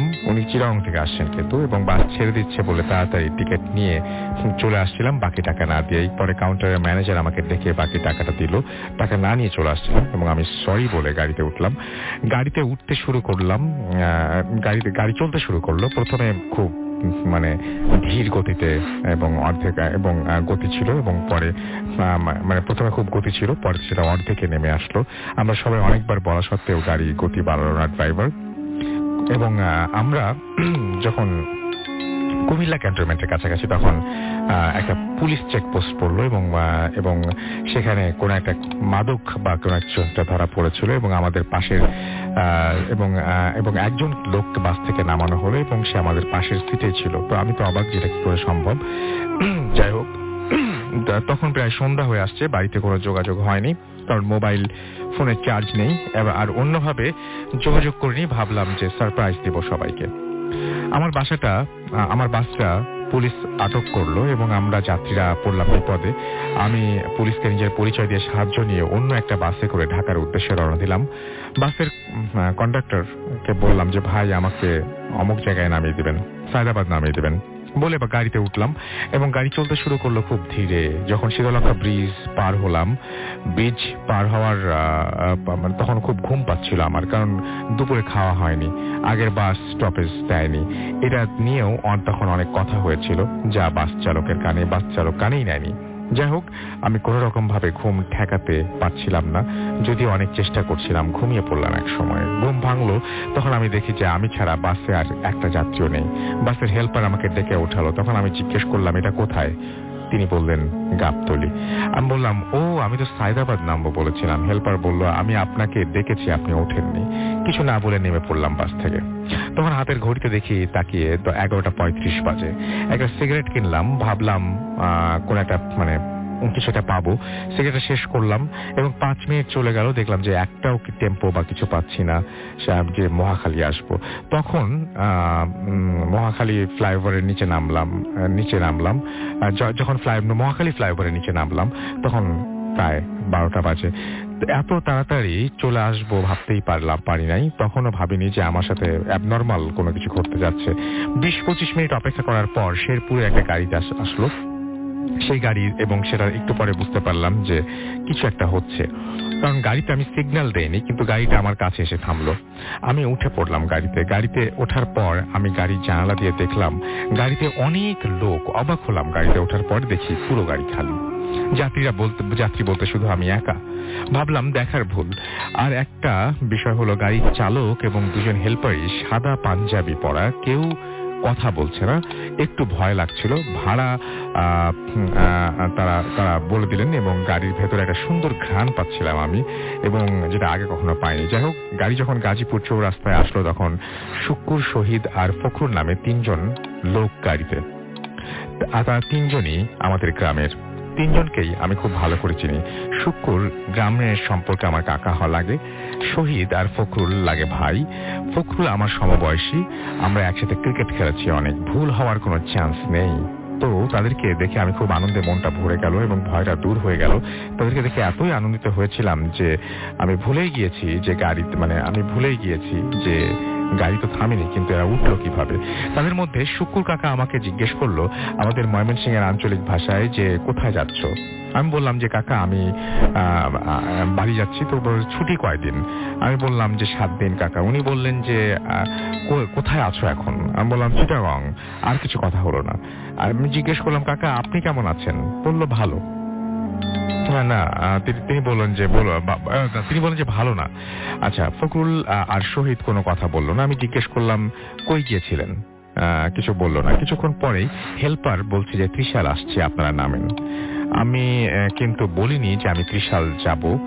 ভাবলাম শুকুর কাকা হয়তো বলেছে, কিন্তু শুকুর কাকা সবার আগে সিটে বসেছিল, তারপর শহীদ আর ফখরুল তারপরের সিটে আমি। ফখরুল আর শহীদ মাঝখানে বসেও আমার সাথে কথা বলেনি, অথচ শুকুর কাকা সামনে বসে আমার সাথে কথা বলছে। যাই হোক, ত্রিশাল নামলাম, দেখি ঝুড়ি ঝুড়ি বৃষ্টি এবং তারাও নামলো। ভাড়া কিন্তু নেয়নি। হাত ঘড়ির দিকে তাকিয়ে দেখি যে 1টা বাজে। মনে মনে ভাবলাম 12:25 দিকে গাড়িতে উঠলাম, 45 মিনিটে কেমন করে এত দূর রাস্তা চলে আসলাম। মনে মনে ভাবলাম যে ভুল হয়েছে হয়তো ঘড়ি দেখতে। ত্রিশাল থেকে নেমে শুকুর কাকাকে বললাম যে কাকা যাবেন কিভাবে? কাকা বলল যে চলো তো দেখি কিছু একটা পাওয়া যাবে। আমি বললাম যে বাড়ির জন্য কিছু নিতে হবে। কাকা বললেন যে আরে এখন নিও না, পরে নিও। আমি ভাবলাম যে পরে নেওয়া যাবে, দোকান খোলা নেই তেমন একটা। সিএনজি দিয়েই সাধারণত আমরা বাড়ি পর্যন্ত যাই, কিন্তু এত রাত্রে পাবো না নিশ্চিত। এবং গেলাম স্টেশনে, গিয়ে দেখি যে সিএনজি নেই। কিন্তু সুলেমান কাকা আমাদের গ্রামের ভ্যান চালক, তিনি আছেন, ভ্যান নিয়ে বসে আছেন। আমাকে দেখেই বলল যে কবে আসছো দেলোয়ার? এবং সেও গ্রামের ভাষায় কথা বললো আমার সাথে। আমি বললাম যে এই তো কাকা আসছি। এবং সুলেমান কাকা বলল যে বাসা যাবা? আমি বললাম যে হ্যাঁ কাকা যাবো, চলেন যাই। সুলেমান কাকা বলল যে চলো। আমরা সবাই উঠলাম। সুলেমান কাকা সাদা পাঞ্জাবি পরা। আমি বললাম কি কাকা নামাজ ধরেছেন নাকি? কাকা বলল যে হ্যাঁ, মরা লাগবে না। আমি বললাম যে হ্যাঁ কাকা, ভালো করেছেন, ছেড়েন না। তো সুলেমান কাকা আবার দুবাই যাবেন শুনেছিলাম। আমি বললাম যে কাকা আপনি বিদেশ যান না কেন? তো উনি বললেন যে বিদেশ যাবেন। তখন শুকুর কাকা আমাকে বলল যে আচ্ছা গাড়ি কথা বলো না, গাড়ি চালালে অ্যাক্সিডেন্ট হতে পারে, সুতরাং কথা বলো না ওর সাথে। আমি কিছু বললাম না। ততক্ষণে ভ্যান চলে এসছে একটা জায়গায়, এবং সেটা নাম হচ্ছে রূপসার পুল। এবং আমি তখন আবারও আমার সেই বাসে যে ঘুম এসেছিল সেরকম একটা ঘুম আসতে লাগলো, এবং ঘুম ঠেকানোর জন্য অনেক চেষ্টা করলাম, কিন্তু পারলাম না, ঘুমিয়ে পড়লাম। ঘুম ভাঙলো শুকুর কাকার ডাকে, এবং ডাকটা ছিল এমন যে এসে পড়েছি। তেমনি মনে হলো যে এবং তখনই আমার মনে হলো যে এটা হচ্ছে অ্যালংজানির মোড়, আমরা নামবো। ঘুম থেকে উঠে দেখি যে শুকুর কাকা ছাড়া আর কেউ নেই। জিজ্ঞেস করলাম কাকা সবাই কোথায়, আর আমি এই বেঞ্চে কেন? বেঞ্চটা হলো দোকানের বেঞ্চ। শুকুর কাকা বলল যে তোমাকে আমি আধ ঘন্টা যাবত ডাকতেছি, তুমি ওঠো নাই। তো আমি সবাই চলে গেছে। আমি কিছু না বলে ঘড়ির দিকে তাকালাম, 3টা বাজে। আমি কিছুই বুঝলাম না। 7 কিলোমিটার রাস্তা, 2 ঘন্টা ভ্যানে সময় লাগলো। আমি বললাম যে ঠিক আছে কাকা, আমি যাই তাহলে। কাকা কিছুই বললো না। আমি চলে গেলাম বাড়িতে। গিয়ে দেখি যে আম্মা টিভি দেখছে। আমি তো অবাক। আব্বা চমকে উঠলো, বলল যে বাড়িতে আসছিস, জানাসনি কেন? আমার মোবাইলে চার্জ নেই, বন্ধ হয়ে গেছে। আমি আম্মাকে বললাম কি ব্যাপার আম্মা, এত রাতে তুমি টিভি দেখছো কেন? আম্মা বললো এত রাত কই, না তো 9:30 বাজে। আমি আকাশ থেকে পড়লাম। হাত ঘড়ির দিকে তাকিয়ে দেখি আসলেই তো 9:30 বাজে। তাহলে এতক্ষণ আমার সাথে কি হচ্ছিল? ঘড়ি একবার ভুল দেখতে পারি, বারবার তো না। নানান প্রশ্ন এদিক ওদিক আমার কাছে উকি দিচ্ছে। আমি আম্মা কিছুই বললাম না। খেতে বসে আম্মাকে বললাম যে সুলেমান কাকা ভাড়া নেয় নাই, কালকে ভাড়াটা দিয়ে দিও। সুলেমান কাকা আসলে। আম্মা বলল যেটা সেটা শোনার জন্য আমি প্রস্তুত ছিলাম না। আম্মা বললেন যে সুলেমান কাকা 2 দিন আগে দুবাই চলে গেছে। এটা কেমন করে হয়? আমি তো অবাক। শুকুর কাকার ভ্যানে আমরা ত্রিশাল আসলাম। আম্মা বলল ভুল দেখেছো তুমি। আমি বিশ্বাস করতে পারছিলাম না আম্মাকে। তাই বললাম তুমি শুকুর কাকা, ফখরুল আর শহীদ ভাইকে জিজ্ঞেস করে দেখো। 4 জন আমরা একসাথে আসছি সুলেমান কাকার ভ্যানে। আম্মা সেটা শুনে বললেন যে পৃথিবীতে আর কেউ যেন না শুনে, যে আমিও শুনতে চাই না আর কোনোদিন। আম্মা বলল যে শুকুর কাকা বাস অ্যাক্সিডেন্টে গতকাল মারা গেছেন। ফখরুল আর শহীদ ময়মনসিংহ মেডিকেলে আইসিইউতে আছেন। তারা 3 জন কাজের জন্য জয়দেবপুর গিয়েছিলেন। আসার পথে বাস অ্যাক্সিডেন্টে করে শুকুর কাকা স্পট ডেথ, আর শহীদ আর ফখরুলকে গুরুতর আহত অবস্থায় ময়মনসিংহ মেডিকেল কলেজে নেওয়া হয়েছে। অ্যাক্সিডেন্টটা হয়েছিল ত্রিশাল নৌধারে আসার পর, আর অল্প কিছু একটু আসলেই তারা নেমে পড়তো। আব্বা তো আমাকে ততক্ষণে ঝাড়ফুঁক দেওয়া শুরু করেছে এবং কোরআন তেলাওয়াত শুরু হয়েছে। এবং পরে আমি অসুস্থ হয়ে পড়েছিলাম এবং ছুটি বাড়ানো লেগেছিল আমার। ময়মনসিংহে আমি ভর্তি হয়েছিলাম একটা হসপিটালে। কেন আমার সাথে এরকম হয়েছিল তার ব্যাখ্যা আমি আজও জানি না। আমি খুঁজি এবং অনেক বড় বড় আলেমদের জিজ্ঞেস করি এবং জিজ্ঞেস করতে পারিনি। আমি জিজ্ঞেস করে আমি কোনো সমাধান পাইনি। ভুলতে পারি না সেই রাতের কথা। আমি, আম্মা, আব্বা, ভাইয়া, ভাবি, আপা, দুলা ভাই ছাড়া আরো কয়েকজন জানে এই বিষয়টি। অনেকে বিশ্বাস করে, আবার অনেকে বিশ্বাস করে না। আপনি বিশ্বাস করবেন কিনা আপনার ব্যাপার। এই ছিল ঘটনা। ভালো লাগলে পড়ে শোনাবেন। আমার কাছে ঘটনা হচ্ছে 3টার সময় রওনা দিয়ে উনি যদি ঘড়িতে 9:30 বাজে, এর মধ্যে উনি ঢাকা এসছেন, তারপরে ময়মনসিংহে ত্রিশালে গেছেন। মানে কিভাবে সম্ভব? আপনার কাছে কি মনে হয় যেটা পসিবল? আমারও এই জিনিসটা জানা খুব দরকার। সেটা জানি আমাকে SMS করুন। মোবাইলের পরবর্তী ঘটনা যাচ্ছি আমাদের পরবর্তী অতিথির কাছে। আপনার নামটা প্লিজ একটু বলবেন, তারপর আপনার ঘটনা যাবো আমরা। আসসালামু আলাইকুম, আমার নাম ফয়েজ। আমি এসেছি ঢাকার খিলগাঁও থেকে। শুনি আপনার ঘটনা। হ্যাঁ, ঘটনাটা ঘটে আমার সাথে ঠিক 15 তারিখ ফেব্রুয়ারি মাসের, এই 2017 সালের। তো শুরুতে আমি আর আমার ওয়াইফ আর আমার বাবা মা আমরা একটি ফ্ল্যাটে থাকি। তো আমাদের ফ্ল্যাটের রুম হচ্ছে 3টে। মধ্যে প্রথম রুমে থাকে বাবা মা, মিডল রুমটা খালি, আর শেষের রুমটাতে থাকি আমি আর আমার ওয়াইফ। তো সেই ক্ষেত্রে দেখা যায় মিডল রুমটা প্রায় সময় খালি থাকে। আর আমাদের রুমে আমরা 2 জন। তো আমার ওয়াইফ, মা আর আমার ভাই ওরা গ্রামের বাড়িতে গেল 13 তারিখ সকালে। তো 13 তারিখ ওরা যাওয়ার কারণে আমি অফিসের জন্য আর যাইতে পারি নাই। তো না যাইতে পারার কারণে আমি সন্ধ্যায় বাসায় ফিরি। বাসায় ফেরার পরে খাবার দাবার শেষ করে আমার সময় মতো আমি ঘুমাই। তো ঘুমালে দেখা যায় যে রাত্রে একটা সময়ে মানে হঠাৎ ঘুম ভাঙে। আর ঘুম ভাঙার পরে আমি ভয় পাই। স্বাভাবিক আমরা সবাই যখন ঘুমাই, ঘুমের ভিতরে ভয় পাওয়ার পরবর্তীতেই আমাদের ঘুমটা ভাঙে, কিন্তু আমার ক্ষেত্রে হয় বিপরীত। তো আমার ঘুমটা ভাঙার পরে আমি ভয় পাই। তো এইভাবে সোমবার রাত্র আমার কাটলো। কাটার পরে মঙ্গলবার রাত্রে আমার তেমন আর কোনো প্রবলেম হয় নাই। আর সবচাইতে বড় কথা যেটা, যে আমি এই বাসায় উঠার পর থেকেই আমার জানালার 2টাতে থাই লাগানো। তো এই থাইয়ের ভিতরে একটা থাইয়ের এক কর্নারে দেখা যায় যে প্রায় সময় কে যেন একটা ঢিল ছড়ে, ছোট একটা পাথরের কণা ফিকলে ঠিক যেরকম একটা আওয়াজ হয় গ্লাসে, ঠিক সেই আওয়াজটাই। আচ্ছা। আমি অনেক ক্ষেত্রে অনেক সময় জানালার পর্দা বা ঘর থেকে বের হয়ে মানে অনেকভাবে খোঁজাখুঁজি করে দেখলাম যে আসলে কিছুই নাই। তো না থাকার কারণে একটা পর্যায়ে আমি আমার ওয়াইফরে বিষয়টা শেয়ার করি। তো করার পরে ও বিষয়টা অতটা পাত্তা দেয় নাই। আচ্ছা। তো না দিলে ওরা গ্রামে যাওয়ার পরে আমি সোমবার রাত্র থাকলাম রুমে একা, আমার রুমের দরজা লক করে, মঙ্গলবার রাত্র রুমের দরজা লক করে, সবসময় আমি লক করে ঘুমাই। তো ঘটনা ঘটে 15 তারিখ রাত্র, বুধবার দিন। তো আমি কম্পিউটারে গেমস খেলে আমি তখন বাজে ঘড়িতে প্রায় 1:45। তো আমি খাটে শুইতে গেলাম। তো শুতে যাওয়ার পরে মোবাইলে দেখলাম যে 12:45 বাজে। তো শুয়ে একবার ডান পাশ একবার বাম পাশ, মানে আমার আর ঘুম আসতেছে না কোনো কারণেই। তো যাক, তারপরে কি করি, এরকম করতে করতে তখন বাজে প্রায় 2:40 থেকে 45। আচ্ছা। তো যাক, তারপরে দেখলাম যে না, তখনও ঘুম আসতেছে না। পরে মোবাইল বের করে অনলাইনে কিছু পত্রিকা পড়া শুরু করলাম। তো পত্রিকা পড়তে গেলে একটা পর্যায়ে দেখা গেল তখন প্রায় 3টার কাছাকাছি, 2:50 কি 55 বাজে। তো ওই মুহূর্তে আমার চোখে ঘুম আসলো। তো ঘুম আসার পরে আমি মোবাইলটা সাইডে রেখেই ঘুমালাম।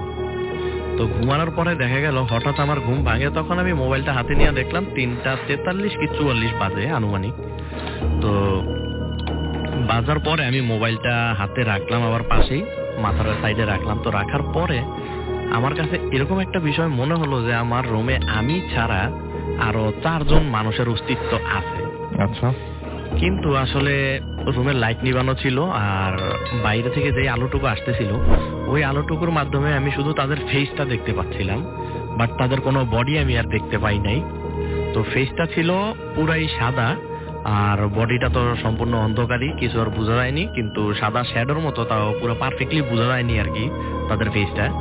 তো যাক, ওই মুহূর্তে আমি হঠাৎ অনেক ভয় পেলাম। তো ভয় পাওয়ার পরে আমি যে আসলে সামনের রুমে গিয়ে বাবাকে ডাকবো বা বিছানা থেকে নামবো নাকি আমি কোনো সূরা পড়বো, সেই জিনিসটাও মানে আমি বুঝতেছি না যে আমি আসলে কি করার দরকার আমার এই মুহূর্তে।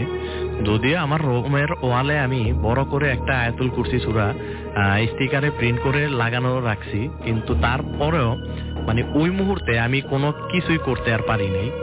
আচ্ছা। তো না পারার কারণে মানে আমার গলা তো শুকিয়ে গেছে ওই মুহূর্তে, শরীর পুরো অবশ। তো ওই অশরীরগুলার মানে মাথাটা আমি যতটুকু দেখলাম, মানে দেখা গেছে ওইটা সম্পূর্ণ আমার কাছাকাছি। আমার মাথার পাশে আমার কম্পিউটারের চেয়ারটা, এই চেয়ারের উপরে একজন, আমার পায়ের কাছে যেই জানালাটা ওই জানালার কর্নারে একজন, আর আমার হাতের বাম দিকে যেই জানালাটা থাকে, যেই জানালাটা আমি আওয়াজ পাই সব সময় কর্নার, তো ওই জানালাতে আরেকজন, আর আমার রুমের দরজাতে একজন দাঁড়ানো। মানে আমি তাদের বডি দেখতেছি না, কিন্তু তাদের মাথার দিকটা দেখতে গেলে বোঝা যাইতেছে যে কেউ দাঁড়ানো আছে। তো একটা ক্ষেত্রে যাক, এইভাবে প্রায় অনেকক্ষণ গেল। তো যাওয়ার পরে দেখা গেল যে ওই অশরীরগুলা আসলে আস্তে আস্তে আমার দিক থেকে সরে যাচ্ছে। তো তাদের মানে সরার সময় মানে আমরা যখন সামনের দিকে আগায় হাঁটতে গেলে আমাদের মুখটা থাকে সামনের দিকে, কিন্তু আমরা তো পিছনে দেখতে গেলে ঘাড় ঘুরে দেখা যায়। তো ওরা আর পিছনে ঘাড় ঘুরায় নাই, তো না ঘুরে ওরা এমন ভাবে হাঁটতেছে মানে যে ওরা সামনের দিকে তাকাই হাঁটতেছে, কিন্তু ওরা 4 জনই আমার দিকে মুখ করে, আমার দরজা প্লাস আমার এই চেয়ার থেকে 2 জন হাঁটতে হাঁটতে মানে আমার পায়ের কাছ দিয়ে গেল, 2 জন 2 জানালায়, আর 2 জানালার পাশে তো মানে ওই একজন পায়ের কাছে আরেকজন ওই জানালায় আগে থেকেই ছিল। তো দেখলাম যে অনেকক্ষণ পরে মানে প্রায় ফজরের সময় হয়ে আসছে ওই মুহূর্তে। তো ওরা মানে চলে যাইতেছে, চলে যাওয়ার সময় এমন একটা ভাব দেখলাম আমি তাদের চোখে যে আসলে তারা মানে কি যে করবে আমার আসলে তারা নিজেরাও বুঝতেছে না। মানে আমি বুঝলাম না যে আমি তাদের আসলে কোন ধরনের ক্ষতি করলাম বা কি দোষটা ছিল আমার ওই দিন। আর যাওয়ার সময় তাদের চোখে মানে লাল রঙের আগুন জ্বলতেছিল এক কথায়, দাও দাও। তো এই আগুন দেখার পরে আমি আরো ভয় পাইলাম। তো ভয় পাওয়ার পরে আসলে কি যে করব বা কি হবে তখন আর আমি কিছুই বুঝতেছি না। মনে মনে শুধু আমি বলতেছি যে খোদা, এটা কি আমার শেষ রাত্র, আমি কি আর সকাল দেখতে পারবো নাকি পারবো না। তো এই জিনিসটাই আমি শুধু বারবার মনে মনে বলতেছি, বাট কোনো সূরা আমার মনে আসতেছে না ওই মুহূর্তে, যদিও অনেক সূরাই আমার মুখস্থ। তো তারপরও আমি কিছুই পারতেছি না। তো যাক, একটা পর্যায়ে মানে যে যাওয়ার জন্য 4 জনই মোটামুটি 2 জানালায় গিয়া 2 জন 4 জন দাঁড়ায় গেল। তো দাঁড়ায় যাওয়ার পরে আমি দেখতেই ছিলাম তাকায়া জানালার দিকে, আর ওরাও আমার দিকেই মানে রাগান্বিত চোখে তাকানো ছিল। তো একটা পর্যায়ে দেখলাম যে আমি আসলে চোখ বন্ধ করে আবার চোখটা খুলতে খুলতেই এই সেকেন্ডের মধ্যেই তারা হাওয়া হয়ে গেল। আসলে মানে জানালা দিয়া যদি বের হয়েই যেত তাহলে তো জানালাটা খুলতো বা কোনো আওয়াজ আমি পেতাম, কিন্তু আসলে দেখা গেল কোনো কিছুই ছিল না, মানে হুট করে সেকেন্ডের ভিতরেই অদৃশ্য। আচ্ছা। তো অদৃশ্য হওয়ার পরে প্রায় আরো 10 মিনিট পরে আমি শরীরে শক্তি পেলাম বা মানে গলায় আমার আওয়াজ আসলো, তখন আমি মোবাইলটা হাতে নিলাম। তখন হাতে নিয়ে দেখতেছি প্রায় 4:30 থেকে 4:30 থেকে প্রায় 4:35 মতো বাজে। আচ্ছা, তো বাজার পরে ওই মুহূর্তে মানে আমি শোয়া থেকে উঠলাম। আমার রুমে যদিও ফ্যান চলতেছে, আর এমনিতেও মানে আমার রুমটা অনেক ঠান্ডা, কারণ দুপাশেই জানালা আর খোলামেলা সব দিক, যার জন্য বাতাসটা একটু বেশিই থাকে। তো সম্পূর্ণ রুমে ফ্যান ছাড়া সত্ত্বেও মানে আমার শরীর এতটাই ঘামতেছে যে এক কথায় মানে আমার গোসলই হয়ে গেছে ওই মুহূর্তে। তো পরে রুম থেকে উঠলাম, উঠা শরীর মুছলাম, মোছার পরে মিডলের রুমে গেলাম, গিয়ে পানি খেয়ে এসে আবার শুলাম। তো শোয়ার পরে দেখা যাচ্ছে সকাল তখন 9:45 মতো বাজে। তো খালা যেহেতু পাশের বাসাতেই থাকে, খালা আবার আসছে, ছোট খালা। তো সে আইসা আমার ঘুম থেকে উঠানোর পরে মানে গায়ে হাত দিয়ে উনি বুঝতে পারলো যে কিছুটা জ্বর আছে। তো আমিও বাস আমার মতো উঠা গা গোসল ধুয়ে সকালে নাস্তা করেই অফিস চলে গেলাম। তো যাওয়ার পরে সারাদিন আমি আর ঠিকঠাক মতো আমার কোনো কাজকর্মে মন বসাতেও পারি নাই, আর কোনো কাজ করতেও পারি নাই। তো অফিস থেকে দেখা গেল বিকাল দিকে আমি আবার ছুটি নিয়ে বাসায় চলে আসলাম। চলে আসার পরে সেই দিন রাত্রে আমার অনেক জ্বর আসছিল, আসলে কি থেকে বা কি কারণে আমি কিছুই বুঝলাম না। তো জ্বরটা আসার পরে রাত্রে আবার খালা এসে অনেকক্ষণ ডাকাডাকি করলেন। তো করার পরে খালা আবার চলে গেলেন বিরক্ত হয়ে, একটা পর্যায়ে আমি উঠি নাই। তো খালা চলে যাওয়ার পরে অনেকক্ষণ পরে আমি ঘুম থেকে উঠলাম, উঠার পরে শুনতে পারলাম যে খালা আসছিল বাসায়, বকাঝকা করে গেছে। আমি ঘুম থেকে উঠি নাই সারাদিন না খাওয়া এই জন্য। তো পরে মুখ হাত ধুলাম, ধোয়ার পরে খালা আবার আসলো বাসায়, খাবারটা আবার দিলেন। তো খাবারটা আবার খাওয়া শেষ করলাম।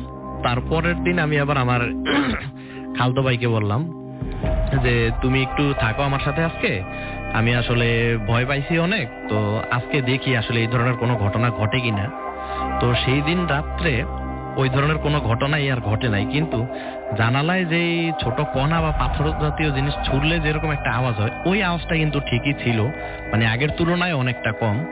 তো সেই আওয়াজটা আমি আজকে প্রায় 1.5 বছর যাবত এই বাসায়, এই এখনো মানে আজকে সন্ধ্যা পর্যন্ত আওয়াজটা আমি শুই না, তারপরে আসছি। তো আওয়াজটা আমার এখনো যায় নাই, কিন্তু কি জন্য এই আওয়াজটা বা কোন কারণে সেটা এখনো আমি বুঝতে পারি নাই। তো আসলে যদি আপনাদের কারো কাছে এটার কোনো ব্যাখ্যা থাকে তাহলে জানাবেন, খুবই উপকৃত হব। এই ছিল আমার ঘটনা। থ্যাংক ইউ ভেরি মাচ আপনার ঘটনার জন্য। আমরা পরবর্তী ঘটনায় যাব আমাদের পরবর্তী অতিথির কাছে, এবং এটাও একটা ব্ল্যাক ম্যাজিক নিয়ে ঘটনা। তো আমরা শুনে আসি ঘটনাটি, আমরা সরাসরি ঘটনায় চলে যাই। জি শ্রোতা বন্ধুরা, এখনকার গল্পটিও একটি 100 বছর আগের একটি ঘটনাটি একটি ব্ল্যাক ম্যাজিককে নিয়েই। তো ঘটনার মধ্যে সর্বপ্রথমে আসেন হরিলাল নামের একজন ব্যক্তি, যিনি দেখতে অসম্ভব সুদর্শন ছিলেন। দেখতে এতটাই সুদর্শন ছিলেন যে দৃষ্টি এড়ানো তার কাছ থেকে আসলেই অসম্ভব। সেই হরিলাল যখন খুব এতটা সুদর্শনের কারণে যখন সে চলাফেরা করতো, তা একসময় তার দিকে একটা পরীর নজর পড়ে। সেই পরীটা একসময় তাকে তুলে নিয়ে চলে যায়, কিন্তু সেই পরী তাকে তুলে নিয়ে চলে যাওয়ার পর দীর্ঘদিন সেই এলাকাতে বা তার পরিবারের মধ্যে কোনো সন্ধান পাওয়া যাচ্ছিল না। এমন সময় যেই পরীদের রাজ্যে সেই হরিলালকে নিয়ে যাওয়া হয়, সেই পরীদের রাজ্যে হরিলালকে নিয়ে গিয়ে তার মতি ভ্রম করে তাকে অনেক ব্ল্যাক ম্যাজিক শেখানো হচ্ছিল। যে পরীটা তাকে নিয়ে যায় তাকে বিয়ে করার একটা মানসিকতা থাকে, সেই পরীটা চাচ্ছিল তাকে বিয়ে করবে, এবং তাকে পরীদের রাজ্যে নিয়ে তাকে অনেকগুলো ব্ল্যাক ম্যাজিক শেখানো হয়। কিন্তু সেই যে পরীটা হরিলালকে নিয়ে যান, সেই পরীদের রাজ্যের অন্য আরেকটা পরী হরিলালকে দেখে পছন্দ করে ফেলেন, এবং সেই দুটো পরীর মধ্যে যে হরিলালকে যে নিয়ে যায় এবং যে হরিলালকে দেখে পছন্দ করে, সেই দুটো পরীর মধ্যে তাদের মধ্যে আবার কিছুটা রেষারেষি সৃষ্টি হয় যে হরিলালকে ওই পরীটা বিয়ে করবে। হরিলাল এতটা সুদর্শন ছিল। তো সেই মুহূর্তে একসময় অপোজিশনে যেই পরীটা ছিল, একসময় যখন বুঝতে পারে যে না, হরিলালকে পাওয়া সম্ভব নয়, কারণ যে পরীটা হরিলালকে নিয়ে এসেছে সে তাকে সেই সুযোগটা দিচ্ছে না। একসময় যেই পরীটা একসময় তাকে দেখে পছন্দ করে, সেই পরীটা একসময় হরিলালের মতিভ্রমটাকে ভালো করে তাকে বলে দেয় যে তুমি আসলে এই রাজ্যের নয়, তুমি মানুষ নয়, তোমাকে এই প্ল্যান করে এই বইটা তোমাকে নিয়ে আসছে। তখন হরিলাল বলে আমি এখন কি করবো, আমি আমার রাজ্যে চলে যেতে চাই। আমার মানসিক পরিবর্তন আসার পর সে বলে যে আমি মানব জীবনে আমি চলে যাব। তো সেই ক্ষেত্রে হরিলালকে বলে যে আমি তোমাকে যেই ব্ল্যাক ম্যাজিক গুলো হয়েছে, আমি সেই ম্যাজিকগুলোকে তোমাকে আমি নষ্ট করছি না, সেই জাদু বিদ্যাগুলো তোমার মধ্যেই থাকবে, কিন্তু তোমাকে মানব জীবনে তোমাকে পাঠিয়ে দেওয়ার পর তুমি সেখানে গিয়ে বিয়ে করতে পারবে না, প্রথম কথা। দ্বিতীয় কথা হচ্ছে তুমি মানুষের উপকার করবে। এই ধরনের একটা প্রতিশ্রুতি দিয়ে হরিলালকে তাদের গ্রামে পাঠিয়ে দেওয়া হয় এবং বলে যে আমি যদি আমার গ্রামে গিয়ে আমার পরিচয় দিয়ে আমাকে মানুষ চিনবে কিভাবে, আমি তো অনেক দিন হয়ে গেছে আমি আমার এলাকা থেকে বিচ্যুত হয়ে আছি। তো সেই ক্ষেত্রে বলে যে তুমি তোমাদের এলাকায় গিয়ে তোমার পরিচয় দিবে বা তোমার সমস্ত কথাগুলো বলার পর মানুষ চিনবে। আর কিন্তু তুমি সর্বপ্রথম তুমি যাওয়ার একটা নজির দেখাতে হবে যে তুমি তোমাদের গ্রামের একটা বাঁশ ঝাড়ের সামনে গিয়ে সেখানে 3টা তুড়ি দিবে। 3টা তুড়ি দেওয়ার সাথে সাথে এই বাঁশ ঝাড়ের প্রত্যেকটা বাঁশ একটার পর একটা ছিঁড়ে যায়। তো সেই ছিঁড়ে যাওয়ার শব্দে, প্রচন্ড শব্দে রাতের বেলা গ্রামবাসী জড়ো হওয়ার পর এসে দেখে যে এখানে একটা লোক পড়ে আছে। তারপর হরিলাল সবাইকে পরিচয় দেয় যে আমি এই ছেলে, ও এত বছর আগে আমি এখানে ছিলাম, আমাকে এভাবে পরি আমাকে ধরে নিয়ে চলে যায়। এরপর হরিলাল একসময় অবিবাহিত থেকে যাওয়ার প্রতিশ্রুতি নিয়ে সে এখানে চলে আসে এবং সে একসময় কালী সাধকে পরিণত হয়। সে খুব একজন ভালো কালী সাধক এবং মানুষের উপকার করার জন্য সেই ব্ল্যাক ম্যাজিকটাকে ইউজ করা হয়। এই ছিল হরিলালের জীবন, কালী সাধকে হরিলাল পরিণত হওয়ার ঘটনা। এর পরবর্তীতে আসে পরিণত সময়ে এক সময় আসে যে পার্শ্ববর্তী একটা গ্রামের একটা ছেলেকে ব্ল্যাক ম্যাজিক করা হয়। সেই ছেলেটা এতটাই ব্ল্যাক ম্যাজিকে আক্রান্ত হয়েছিল যে সে যখন মানুষের সাথে কথা বলতো, যেই মানুষের গায়ে সেই আক্রান্ত ব্যক্তিটা থুথু ছিটে যেত, সেই মানুষের অসম্ভব ভয়ানক প্রকৃতির স্কিন রোগ হতো। তো এই ধরনের অসম্ভব সমস্যার জন্য সেই পাশের গ্রামের অসুস্থ ছেলেটাকে নিয়ে হরিলাল সেই কালী সাধকের কাছে নিয়ে আসা হয় এবং হরিলাল বলে যে ওকে আমি ট্রিটমেন্ট করার জন্য আমার প্রয়োজনীয় কিছু জিনিস লাগবে, যেমন 10টা মোমবাতি, আগরবাতি, তারপর সরষের তেল, এগুলো নিয়ে আসতে বলা হয় এবং বলা হয় যে অমাবস্যার রাতে নিয়ে আসার জন্য। যখন হরিলালের কাছে সেই অসুস্থ ছেলেটাকে নিয়ে আসা হয় অমাবস্যার রাতে, তো হরিলাল সেই অসুস্থ ছেলেটাকে একটা শ্মশানের মধ্যে গোল সার্কেল করে গোলাকৃতির বৃত্তাকার করে সেখানে শুইয়ে দিয়ে বলে যে আমি ওকে দিয়ে যখন আমার ট্রিটমেন্ট শুরু করার পর এক সময় শ্মশানের পাশে একটা পুকুর থাকে, তো আমি যখন ওকে ট্রিটমেন্ট করতে করতে আমি এক সময় যখন শুয়ে পড়বো, শ্মশানের মধ্যে কালী পূজা করার সময় যখন সনাতন ধর্মাবলম্বীরা কালী পূজা করে, রাসেল ভাই দেখবেন ওখানে বলি দেওয়ার জন্য এক ধরনের খড়গ থাকে। তো সেখানে বলে যে আমি যখন ওকে ট্রিটমেন্ট করতে করতে সেন্সলেস হয়ে যাব, তখন সেই খড়গের মধ্যে মানে ইসিকে এই কালী সাধককে রেখে আমাকে বলি দিতে হবে, তার মানে জবাই করতে হবে। তো জবাই করার সাথে সাথে সেই সার্কেলের মধ্যে শুয়ে থাকা অসুস্থ ছেলেটাকে আমার গায়ের রক্ত, ওর গায়ে কিছুটা মেখে দিয়ে যতটা দ্রুত সম্ভব আমাকে সেই শ্মশানের পাশের পুকুরে ফেলে দিবে। সেই শ্মশানের পাশের পুকুরে ফেলে দিয়ে হরিলালকে যখন সেই শ্মশানের পাশের পুকুরে ফেলে দেওয়ার পর পরবর্তী অমাবস্যার সময় সেই অসুস্থ ছেলেটার আত্মীয় স্বজনকে আসার প্রতিশ্রুতি দিয়ে দেয়।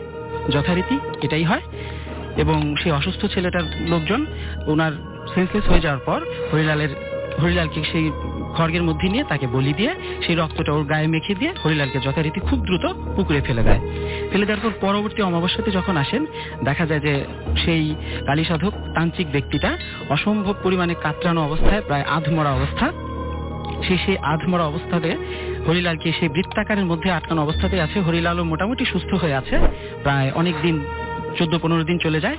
তো হরিলালও সেই মোটামুটি সুস্থ অবস্থায়, কিন্তু সেই তান্ত্রিক সাধক অসুস্থ পরিমাণের মারাত্মক, এবং সেই অসুস্থ উনি থাকার পরিপ্রেক্ষিতে কিন্তু অসুস্থ সেই ছেলেটা সুস্থ হয়ে উঠছিল এবং তার চারিপাশে যে গোলাকৃতির যে বৃত্তটা এঁকে দেওয়া হয় সেটার আশেপাশে বেশ কতগুলো ইঁদুর, যেটা পরবর্তীতে সেই তান্ত্রিক সাধকটা বলে যে ওকে বাঁচানোর জন্য, ওকে সুস্থ করার জন্য আমার অনেক কষ্ট হয়েছে এবং আপনাদের আত্মীয়দের মধ্যে কেউ একজন ওরকে ব্ল্যাক ম্যাজিক করেছে, কিন্তু ওই অসুস্থ ছেলেটার আত্মীয় স্বজন বলে যে কে করেছে সেই নামটা আমাদেরকে একটু বলেন।